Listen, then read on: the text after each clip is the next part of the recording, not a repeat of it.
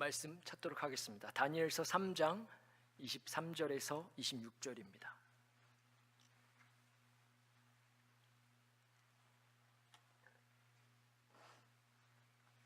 다니엘서 3장 23절에서 26절입니다.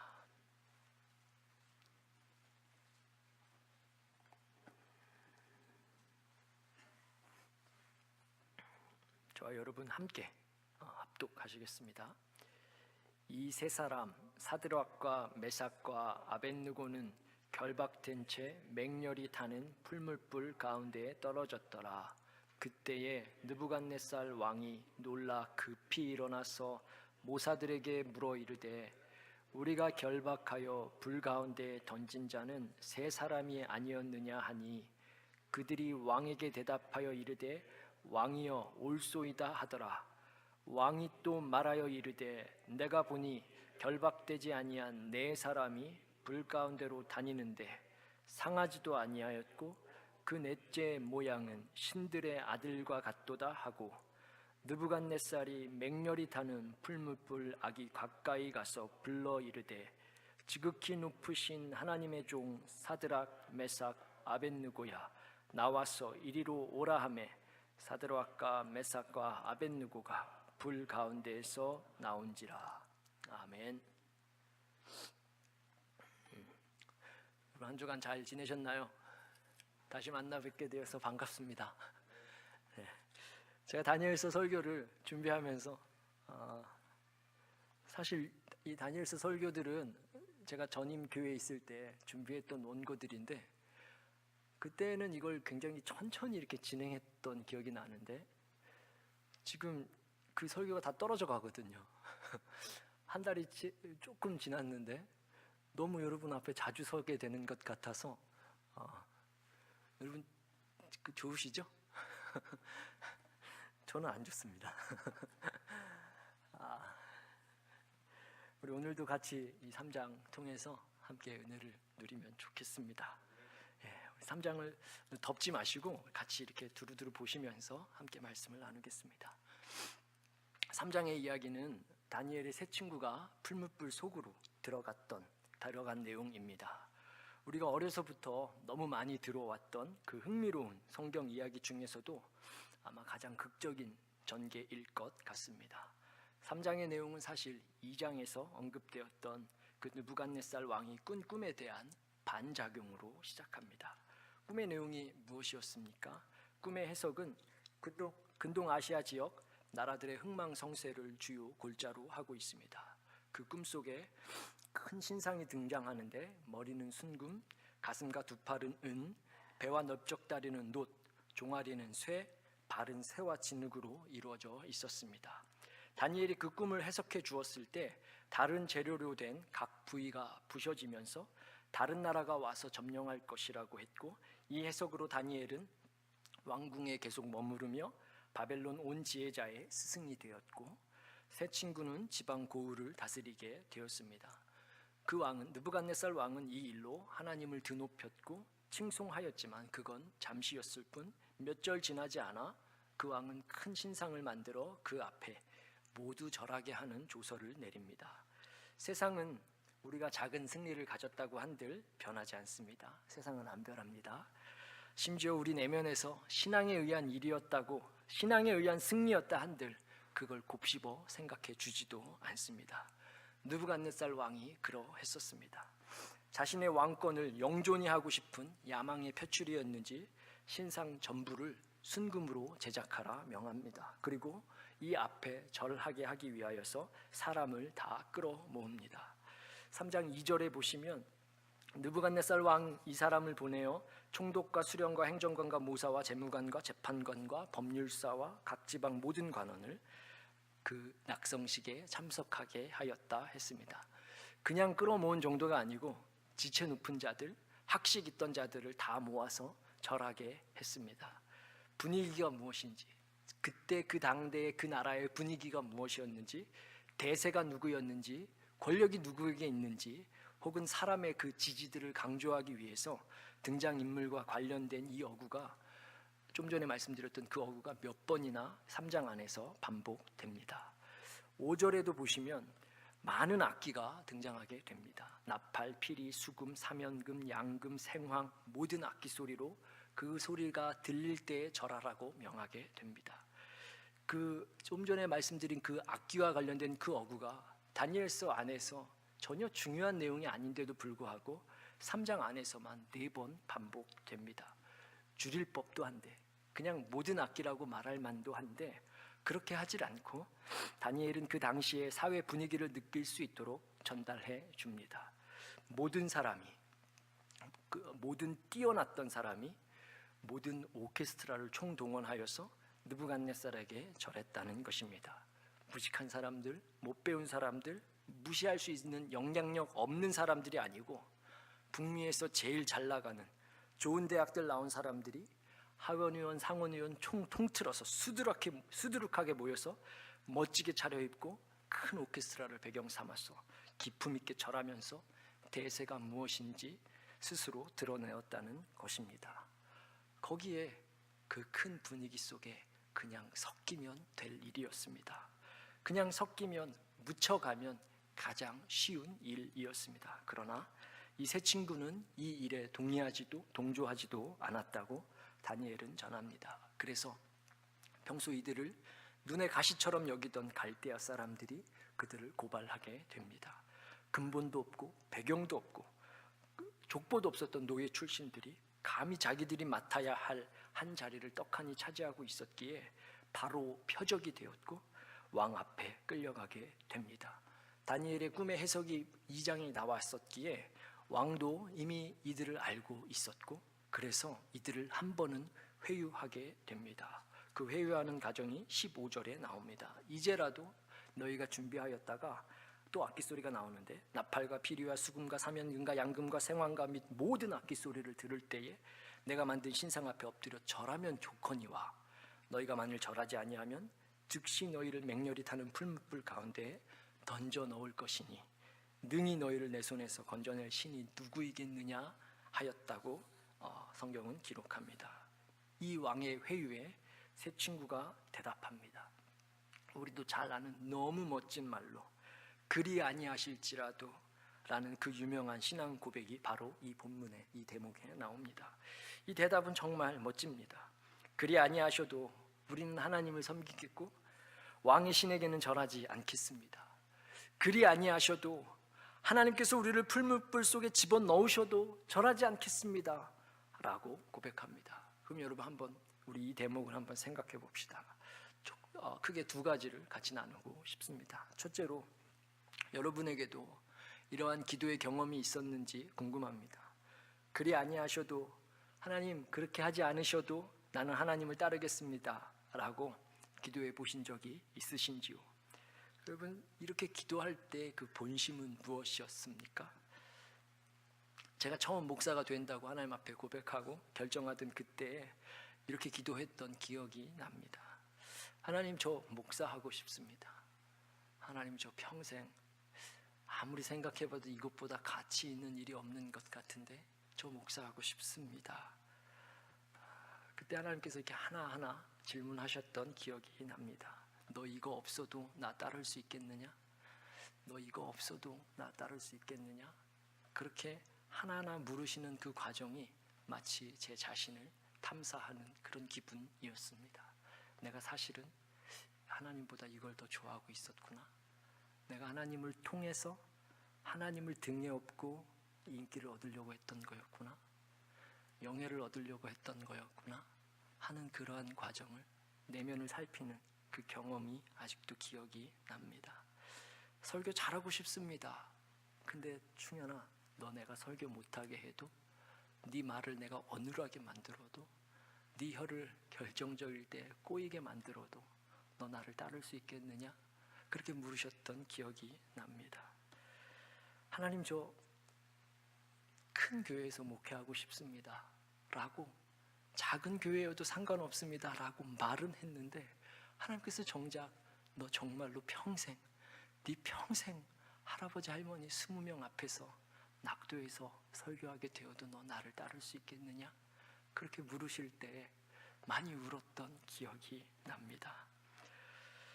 그렇게 제 마음을 살피면서 하나하나 사실 내가 이루고 싶었던 것들이 있었구나. 정말 순수하게 하나님 좋아해서 시작한다고 했던 그 순간인데도 불구하고 그 부르심의 순간에도 목사라는 타이틀을 통해서 이루고 싶었던 인생의 꿈이 있었다는 것을, 그게 무엇이었는지를 보면서 스스로 놀랬던, 부끄러웠고 그 기억이 아직 납니다. 그렇게 포기하겠다고, 하나님 괜찮다고, 그거 없어도 되겠다고, 그거 없어도 되겠다고, 나 이거 아니어도 되겠다고, 하나님 따르겠다고 그렇게 기도했던 기억이 나는데, 지금 그 시기를 떠올리면 첫 번째 떠오르는 감정이 서러움이었습니다. 목회도 하고 설교도 잘하고 싶고, 보다 많은 사람들에게 설교가 들려지면 좋겠고, 보다 많은 사람들에게 영향력이 있으면 좋겠는데, 목회도 하고 너무 궁색하게 살고 싶진 않았는데 그걸 포기해야 한다고 생각하니까 그게 되게 서러웠고 또 서글펐었습니다. 분명 기도는 그리 아니하실지라도 내가 하나님 따르겠다고, 하나님 섬기겠다고 했지만 사실 제 본심은 그 앞서 말했던 하나하나 그 대목들도 다 이루고 싶었었던 겁니다. 그게 바로 그리 아니하실지라도 라는 그 기도에, 제 기도에 담겼던 제 본심이었었습니다. 하나님 영주권 주십시오. 그런데 그렇게 하지 않으셔도 하나님은 제 하나님입니다 라고 기도해 보신 분들 다 고백하시죠. 실상은 하나님 영주권이 필요합니다 라고 기도하는 거잖아요. 하나님, 우리 자녀 좋은 직장, 좋은 대학, 좋은 배우자 주십시오. 그런데 그리 아니하셔도 하나님 잘 섬기게 해주십시오 라고 기도하지만, 우리가 사실은 우리 자녀들의 잘됨을 위하여서 얼마나 절절하게 요구했는지를 고백하게 됩니다.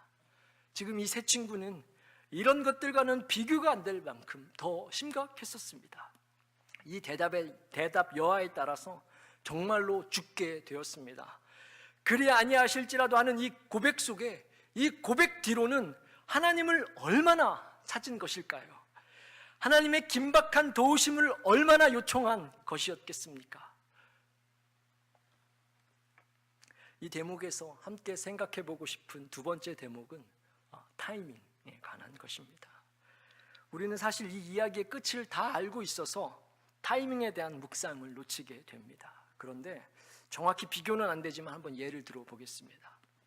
여러분, 비자가 만료되기 전에 하나님이 영주권 주시는 게 좋겠습니까? 만료된 다음에 한바탕 소동이 있고 난 후에 영주권이 나오면 좋겠습니까? 어떤 것이 하나님의 응답과 전능하심이 더 잘 드러나는 겁니까? 자녀가 심각하게 아파서 수술실 들어가기 전에 고쳐주시는 것이 좋겠습니까? 아니면 수술 다 치르고 재활과 회복을 거친 후에 건강해지면 좋겠습니까? 파산하기 이전에, 빚더미에 눌려 거리로 내몰리기 이전에 하나님이 극적으로 개입하셔서 막아주시면 좋겠습니까? 아니면 거리로 나간 후에 고생과 질고를 다 겪은 후에 도와주시면 좋겠습니까? 하나님은 둘 다 하실 수 있는 분입니다. 그럼 어느 것이 좋겠습니까? 우리는 절대적으로 사고 이전에 등장하는 하나님을 더 좋아합니다. 사실 그렇게 되어야 더 극적이고 더 멋지고 더 바람직합니다. 그리고 어쩌면 그게 우리가 하나님을 찾는, 그리고 하나님을 의지하는 이유일지도 모르겠습니다. 지금 하나님께서 이 다니엘의 세 친구에게 언제 나타나셔서 도와주시면 좋았겠습니까? 불 속에 들어가기 전 아니겠습니까? 거기 들어가면 정말 끝 아닙니까? 거기 들어가게 되면, 그렇게 되면 정말 끝 아닙니까? 자녀가 아프다 못해 장애를 입게 되면 그럼 이미 끝난 것 아닙니까? 영주권이 나오기 전에 추방당하게 되면 그럼 끝 아닙니까? 파산하게 되면 그럼 끝 아닙니까? 자녀들이 이혼하게 되면, 혹은 우리의 가정이 망가지게 되면, 법적으로 깨어지게 되면 그럼 정말 끝난 것 아닙니까? 그럼 더 이상 하나님도 뭐 어쩔 도리가 없는 것 아니겠습니까? 그래서 그 전에 개입하면 좋겠고, 그래서 그 전에 나타나시길 그렇게 기도하지만, 도대체 하나님의 타이밍은 왜 그렇게 우리와 안 맞는 것입니까? 자녀들이 그리 아니하실지라도 라고 서럽게 고백했으면 됐지, 그 고백에 담긴 정직한 서러움, 정직한 소원, 진짜 소원을 아셨으면 그럼 좀 적당한 타이밍에 나타나셔야 하는데, 우리 이 아이가 만료되기 전에 좀 새로운 직업을 주셔야 하는 거고, 몰기지 지불할 값이 다 떨어지기 전에 뭘 좀 해주셔야 하는 건데, 우리 평생에 뭐 넉넉한 잔고를 바라는 것도 아니고 적어도 마이너스가 안 되기는 해주셔야 하는 거고, 만료된 비자 가지고 불안해하며 살지 않도록 그 정도는 해주실 수 있는 분인데 그런 건 아니냐고 항변하지만, 그럼에도 그분의 타이밍은 정말 우리와 안 맞습니다. 그래서 진짜 너무 힘들고 답도 없고 답답합니다. 원래 능력이 없는 분이라면 그냥 무시하겠는데, 그럼 애초에 기대를 안 하겠는데 능력도 많다 하고 말씀으로 창조했다 하시고 말씀으로 고쳤다 하시고 말씀으로 떡도 만들었다 하셨기에 우리 인생에서 하나님의 늦음과 묵묵부담은 우리를 더 외롭고 비참하고 힘들게 합니다. 그래서 오늘 본문의 그 세 친구들처럼 우리도 결국은 맹렬히 타는 풀무불 가운데로 떨어집니다.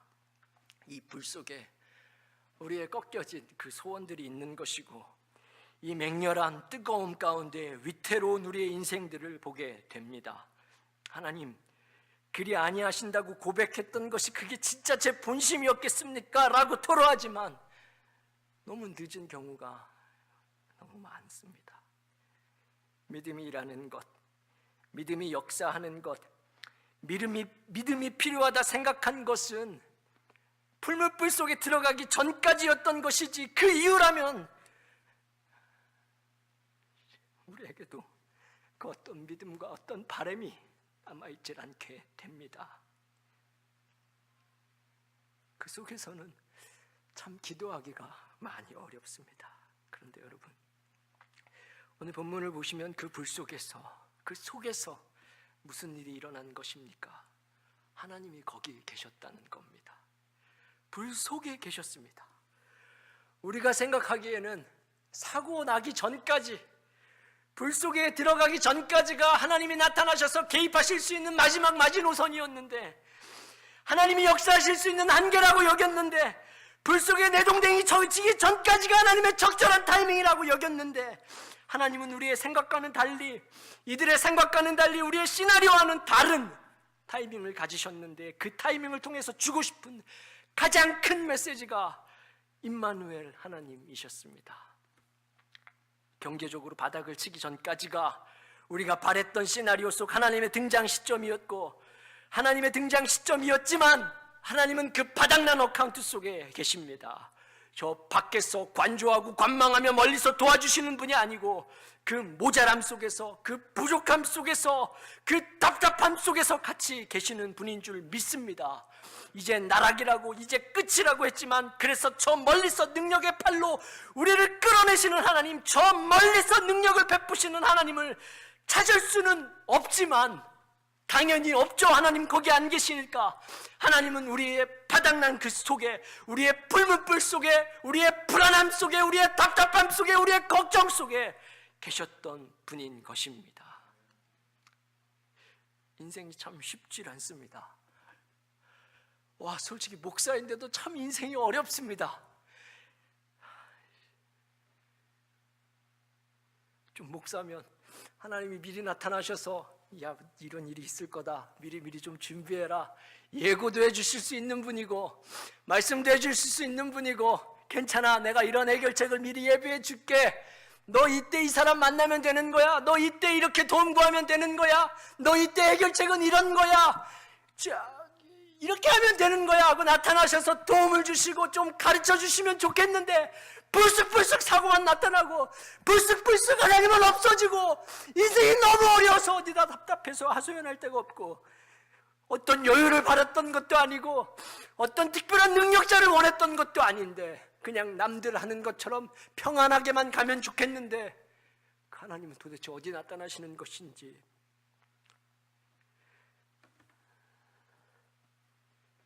힘에게 없습니다. 인생이 참 무겁습니다. 그런데 오늘 본문이 전해주는 하나님의 타이밍은 바로 지금이라는 것입니다. 오늘 본문 속에서 하나님이 일하시는 시점이 바로 그 바닥이라는 것입니다. 그래서 지금 우리와 함께 계신다는 것입니다. 하나님은 도대체 언제 나타나시는 거냐고, 하나님은 도대체 나에게 누굴 만나게 해주시는 것이냐고 원망했지만, 의심하고 원망했지만, 하나님은 거기에 직접 불 속에 계신다는 것입니다. 불 속에 들어가야만 알 수 있는 것, 벌속인데 타지 않는 것이 우리 인생임을 알게 되는 것입니다. 경제적인 어려움 속으로 들어가야만 알 수 있는 것, 돈이 없어도 그 속에 감사함이 있고 자족감이 있고 행복이 보석같이 발견될 수 있다는 것을 그 바닥난 어카운트 속에서도 찾을 수 있다는 것입니다. 비자의 어려움 속으로 표류할 때만 알 수 있는 것, 와, 우리 하나님은 다른 나라 속에서도 동일하게 하나님이시구나. 영어의 어려움 속에서 좌절할 때만 알 수 있는 것, 우리 아버지는 우리 한국어도 잘하시는구나 라고 알 수 있다는 것입니다. 그렇게 일하시고 그렇게 거기에 여기에 한복판에 계신 분인 줄 믿습니다. 진짜 말입니다. 우리 이 본문을 이렇게 해석하게 되는데 결정적으로 근거가 되는 한 말씀이 있습니다. 히브리서 11장인데 우리 함께 한번 찾아보겠습니다. 히브리서 11장 32절부터 37절을 우리 한 조목 한 조목 한번 좀 보시겠습니다. 히브리서 11장 32절에서 37절입니다.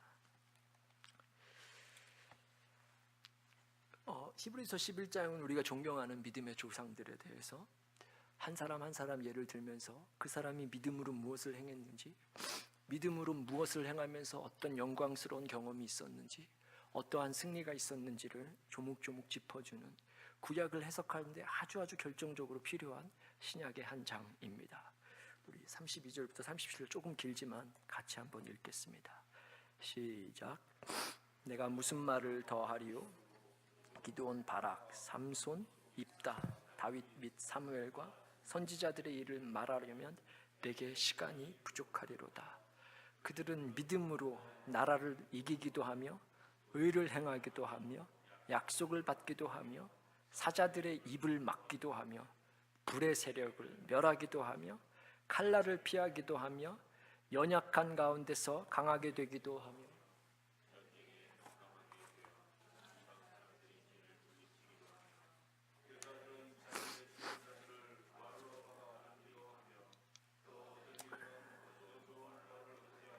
심한 고문을 받되 구차히 풀려나기를 원하지 아니하였으며 또 어떤 이들은 조롱과 채찍질, 결박과 옥에 갇히는 시련도 받았으며 돌로 치는 것과 톱으로 켜는 것과 시험과 칼로 죽임을 당하고 양과 염소의 가죽을 입고 유리하여 궁핍과 환난과 학대를 받았으니. 아멘. 여러분, 이 말씀 중에 혹시 이상한 점이 보이십니까? 믿음의 사람을 언급하면서 그들의 경험을, 그들의 그 놀라웠던 경험을, 승리를, 영광스러웠던 그 경험을 말하는 이 본문에, 그래서 믿음 때문에 이렇게 했다고 말하는 이 대목에서 믿음으로 불의 세력을 멸한 세 친구의 이야기를 여기 삽입해 놓았습니다. 그런데 한 가지 신기한 것은 믿음으로 불의 세력을 멸했던 이 세 친구의 이야기와 믿음으로 톱에 켜서 죽임을 당한 사람들의 경험이 같다고 말하고 있습니다. 여러분, 이게 같은 겁니까? 이게 진짜 같은 겁니까?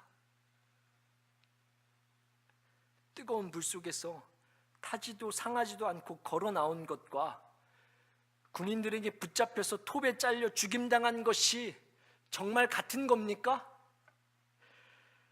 시나리오처럼 하나님의 등장이 극적인 믿음의 경험과 우리 시나리오가 다 처참히 무너져서 자녀들이 장애를 입고 경제적으로 파산하고 하는 일이 족족히 꼬여버린 우리의 인생사가 믿음으로 보면 같을 수 있다는 것입니다.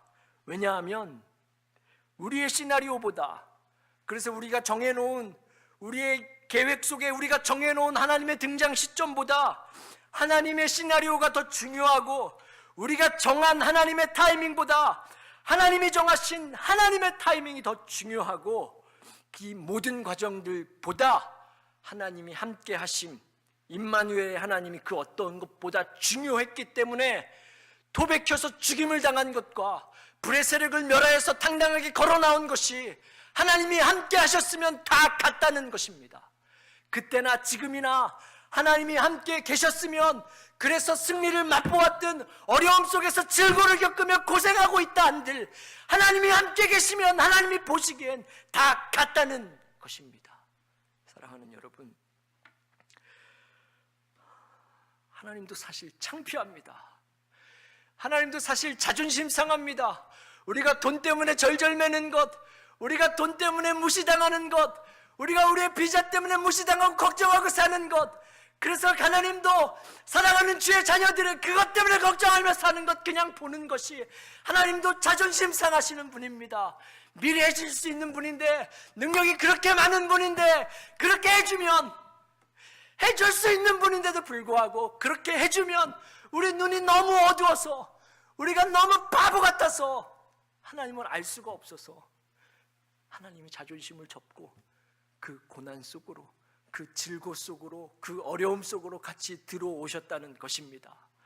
하나님이 능력이 없어서가 아니고 우리 어두운 눈, 칠흑같이 어두워져야 그 빛이 보이니까, 하나님이 누구신지 좀 알 수 있는 게 칠흑같이 어두운 우리 인생길들이어서, 우리가 너무나 죄인들이어서, 우리가 하나님이 일하시는 방법들을 너무 잘 몰라서, 하나님이 역사하시는 타이밍, 하나님이 일하시는 방법, 하나님이 사람을 쓰시는 방법, 이런 것들을 우리가 너무 잘 몰라서 어두워져 봐야, 바닥을 쳐 봐야, 불 속에 들어가 봐야 하나님이 좀 보이니까 하나님도 자존심 다 접고 그 안에 같이 계시겠다는 것입니다. 사랑하는 여러분, 지금 하나님은 어디에 계십니까? 여러분 인생에는 계십니까? 하나님 정말 같이 살고 계십니까? 그러면 불 속이어도 괜찮다는 것입니다. 이 하나님을 붙잡고 사는 저와 여러분 되기를 진심으로 기도합니다. 기도하시겠습니다.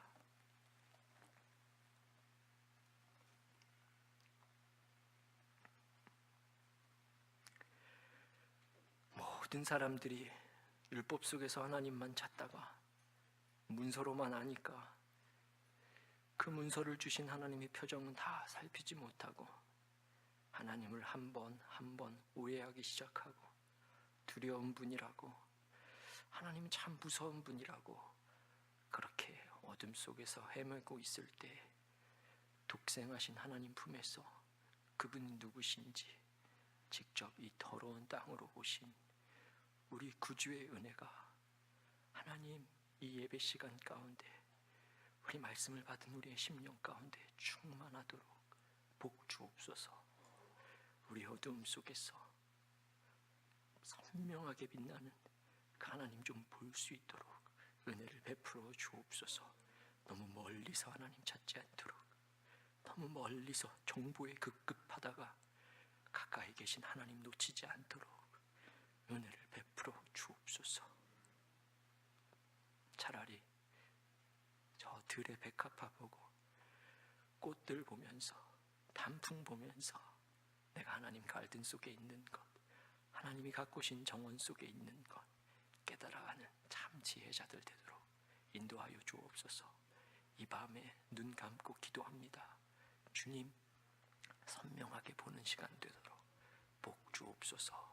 감사드리며 예수님의 이름으로 기도드렸습니다.